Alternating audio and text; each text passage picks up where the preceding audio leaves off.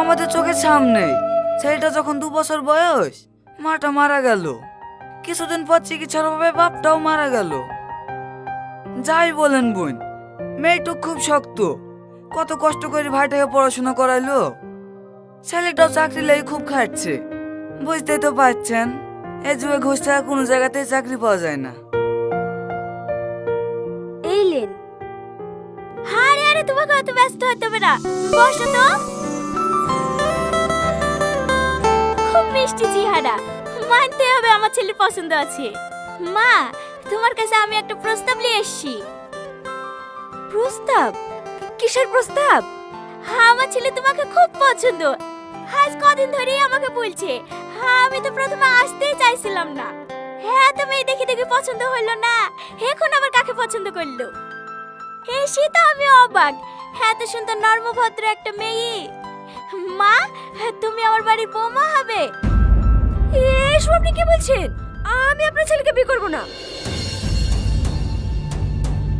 কেন মা, বিয়ে করবে না কেন?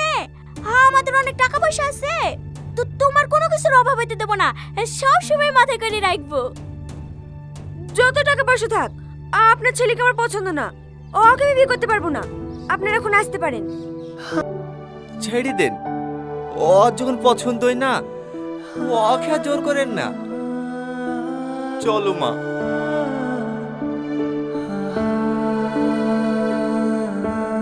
গাড়ির চাবিটা মনে ফেলে তুই চলে এসছি, তুমি একটু দাঁড়াও, আমি গেলে আসছি। চাচা, আমার ওকে খুব পছন্দ, কিন্তু আমি যদি এখন বিয়ে করে শ্বশুর বাড়ি চলে যাই, তাহলে আমার ভাই ঢোকার কি হবে? ও তো এখনো পর্যন্ত একটা কাজও করতে পারে না, আমি চলে গেলেও না খেতে পেয়ে মরে যাবে।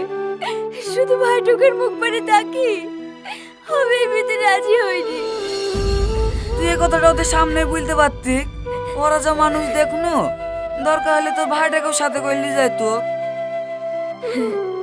পরের ছেলে চাচা, একদিন দেখবে, দুদিন দেখবে, 3 দিনের বেলাকে ঠিক চোখের বিষ হয়ে যাবে।